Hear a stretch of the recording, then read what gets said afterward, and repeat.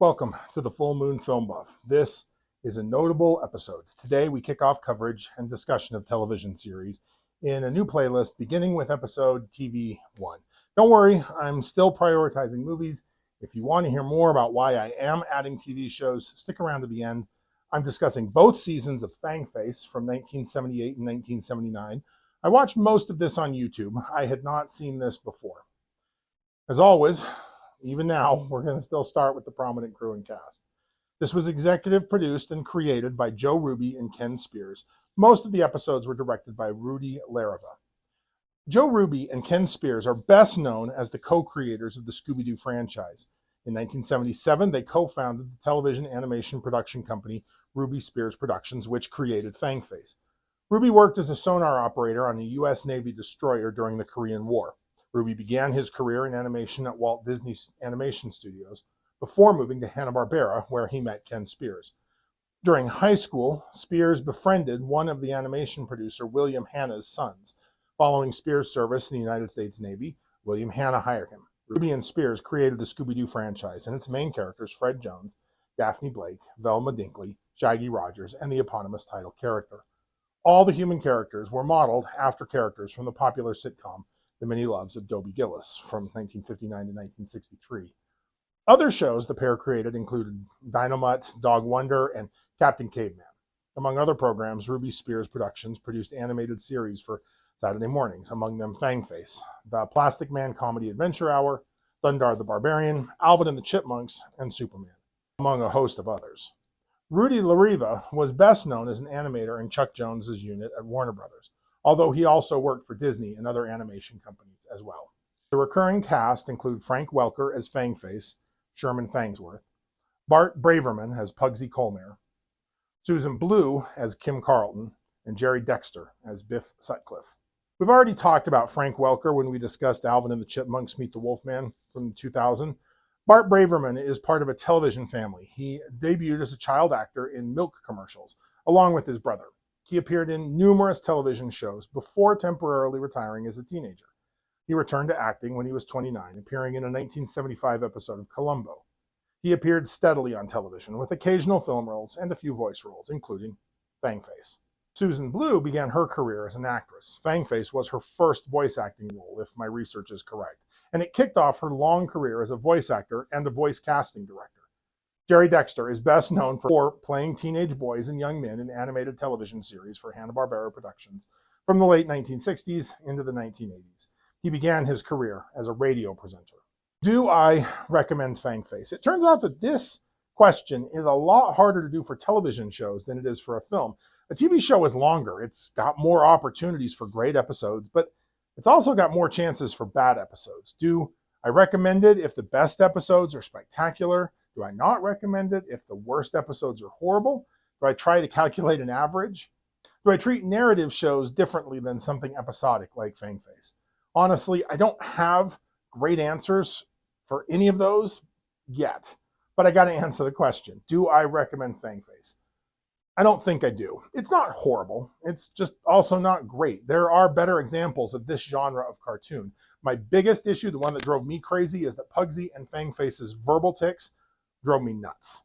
The animation quality drops from the first season to the second, and Fangpuss is as annoying as you would expect a baby werewolf sidekick to be. Let's review the premise. Unassuming teen Sherman Fangsworth leads an ordinary life by day, but when exposed to the full moon, even just images of it, he transforms into the snarling werewolf known as Fang Face. Alongside his crew of close friends, including charismatic leader Biff, Biff's brilliant and beautiful girlfriend Kim, and the short, scrappy Pugsy, Fang Face employs his alter ego's superhuman capabilities to safeguard the world from ghastly threats and nefarious villains. With incredible strength, heightened senses, and vicious fangs, Fang Face is a force against supernatural evils, yet his beastly power is tempered by an insatiable hunger, rendering him easily distracted by any mention of food. The sun reverts him to his human form. It's a premise akin to Scooby-Doo. If Shaggy and Scooby were a single werewolf entity, Velma and Daphne combined into one academically gifted beauty, and the addition of a pint-sized ill-tempered bully. However, in this world, the ghoulish monsters are not costumed crooks perpetrating elaborate hoaxes, but authentic supernatural beings.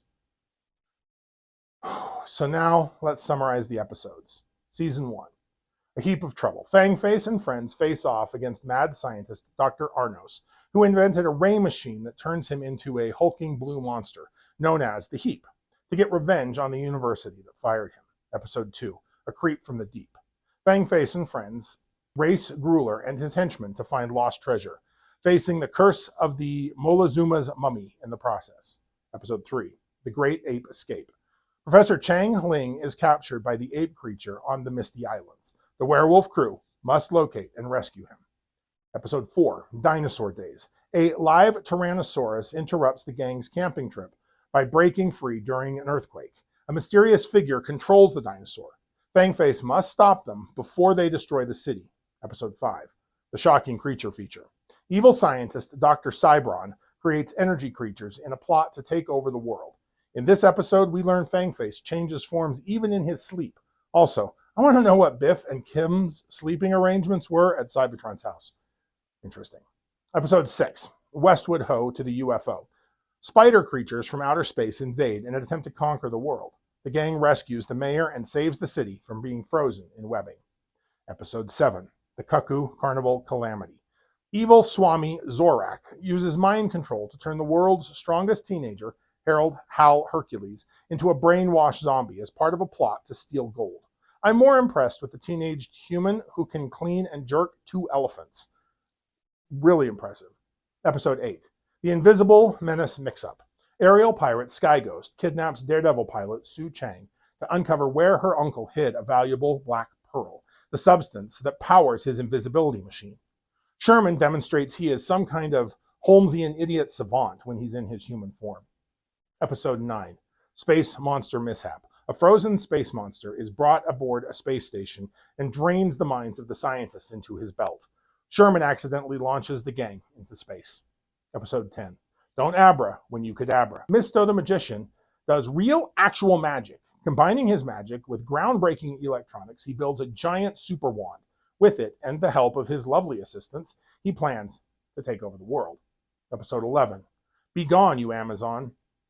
Fangface rescues Sheba, an Amazonian queen in the deepest Amazon jungle.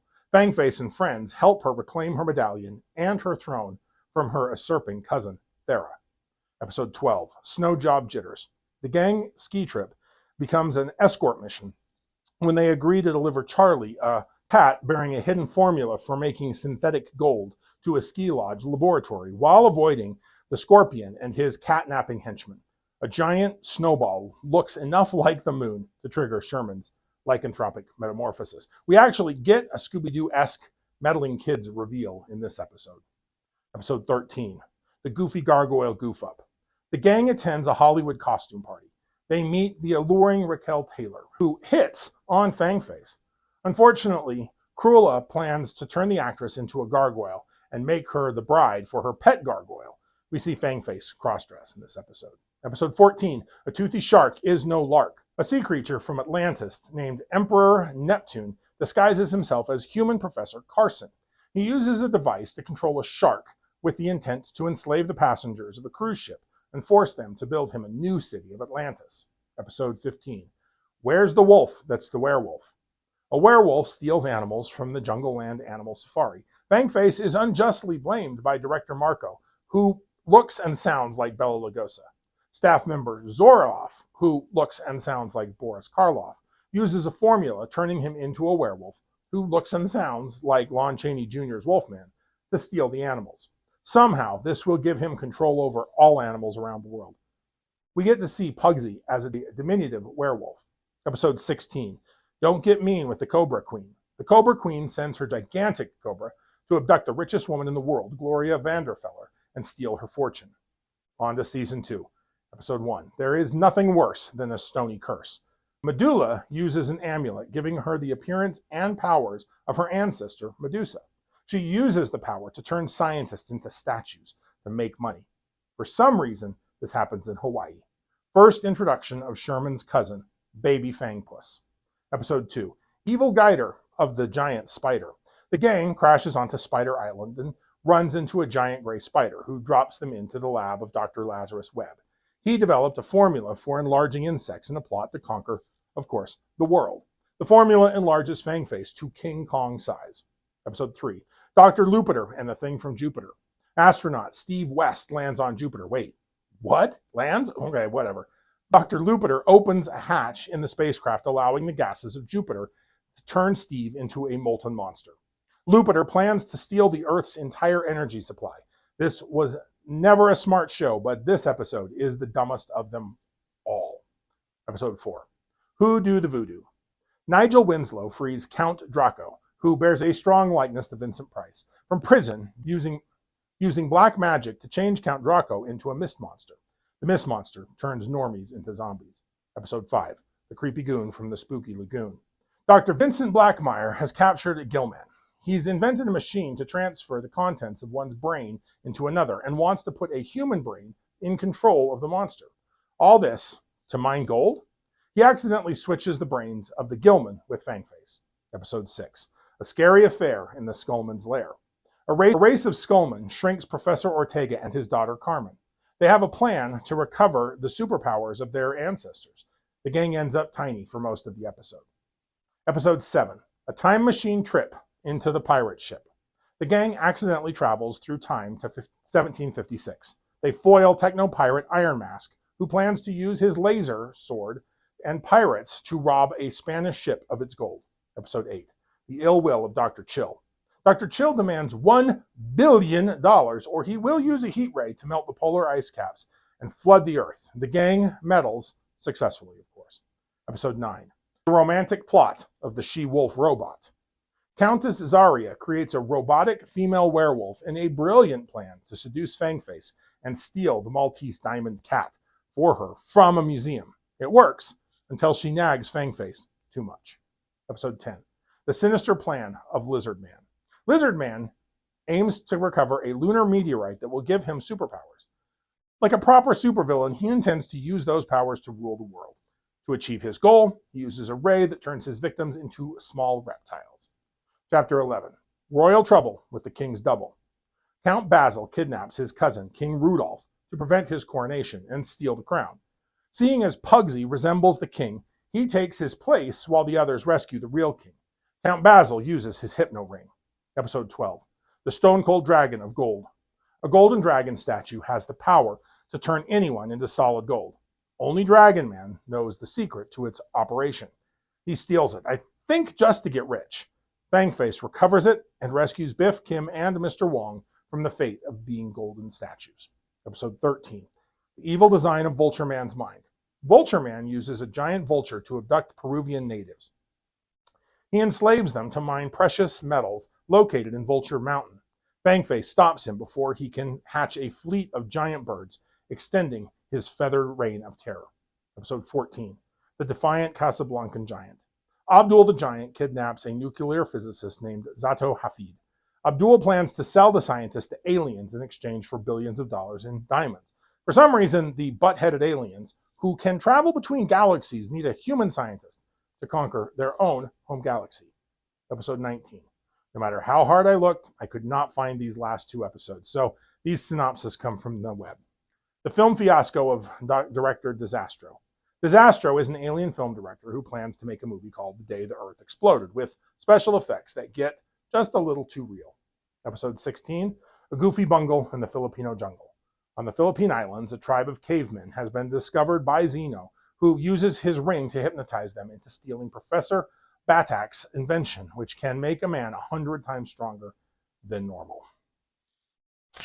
So let's talk about the transformation. Animation shows get graded on a different curve, since the real world doesn't limit them. However, Saturday morning cartoons were made as cheap as possible, and Fangface was no exception.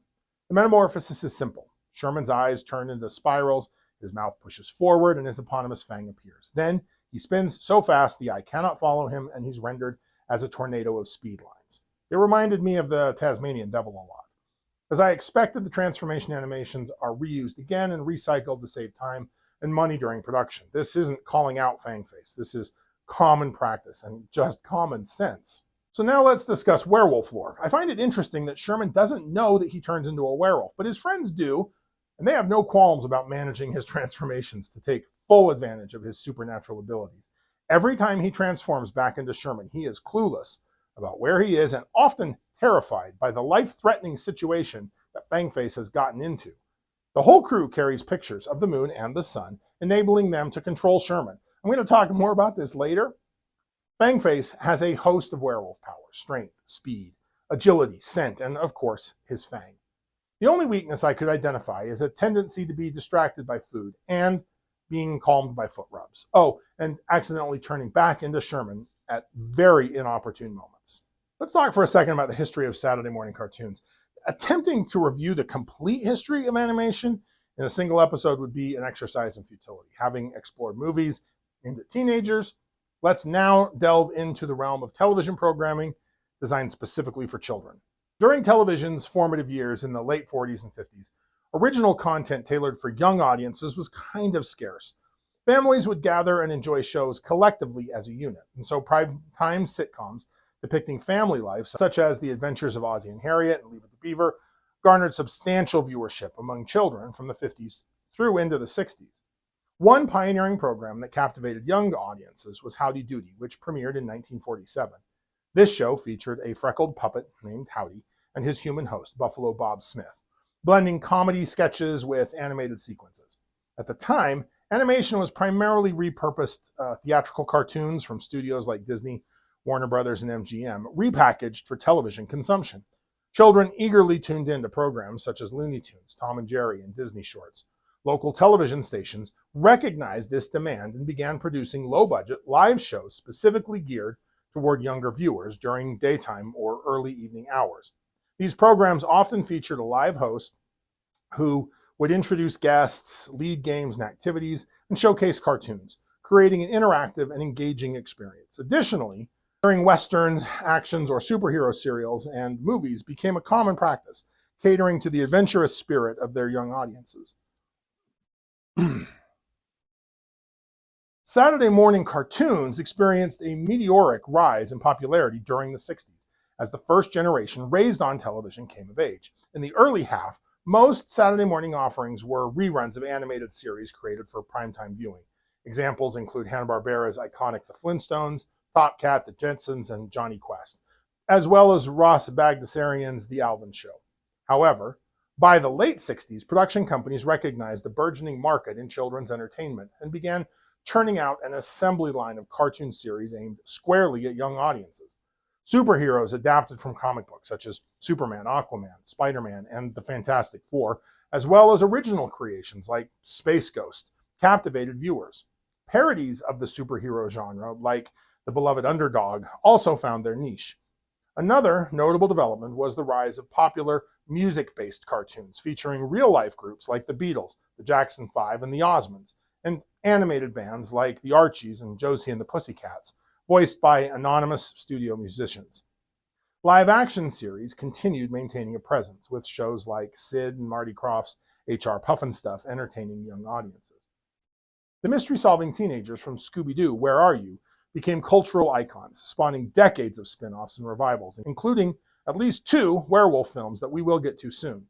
As the 70s dawned, educational programming gained momentum with the innovative Schoolhouse Rock series, which employed quirky animated shorts and infectious songs to teach grammar, math, history, and more. Additionally, a wave of animated adaptations of popular live-action primetime series hit the airwaves, often featuring the voices of the original cast. Notable examples included The Brady Kids, Star Trek, the animated series, and The Dukes of Hazzard.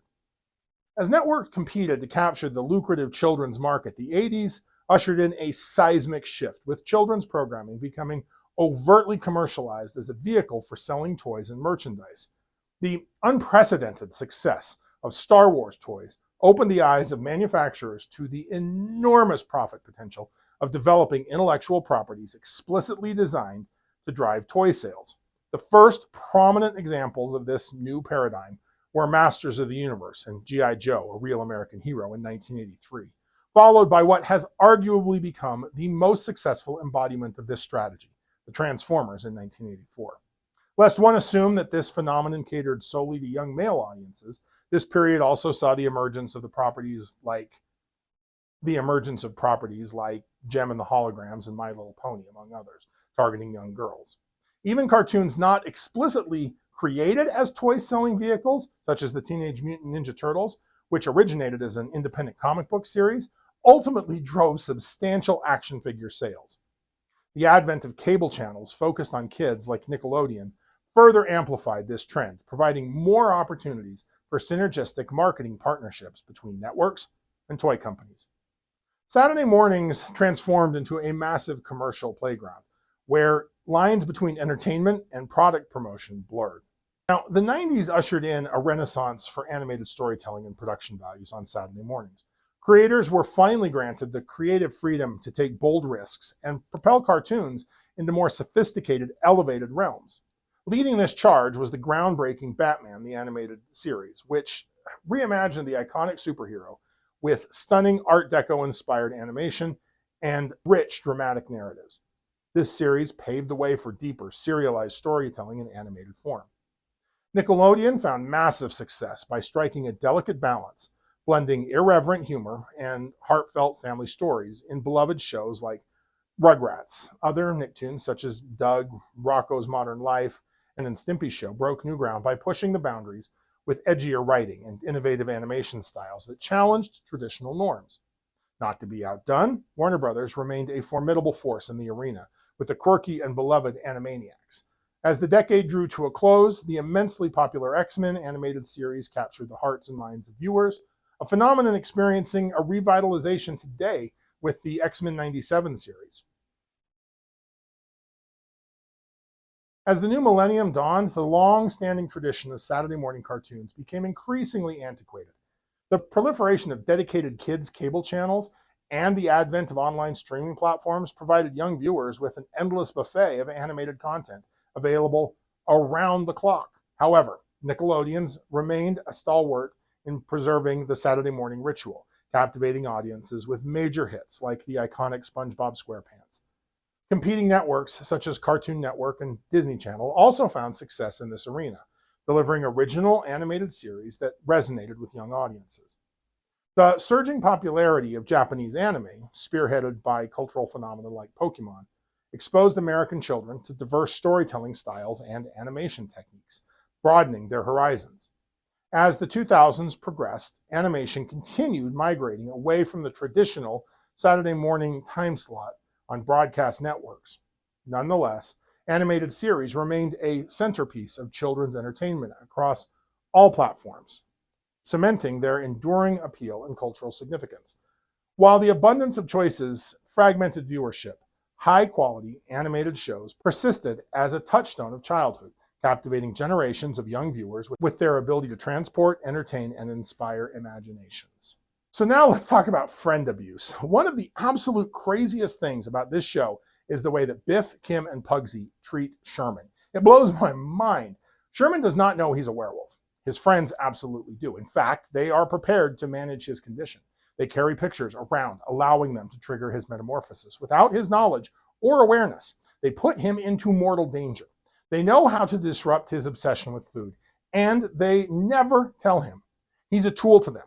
I just could not stop noticing how callous they were every episode. Of course, it's a Saturday morning cartoon. The entire point is a wacky slapstick hijinks. Still, the gang could stand to treat Sherman a little nicer.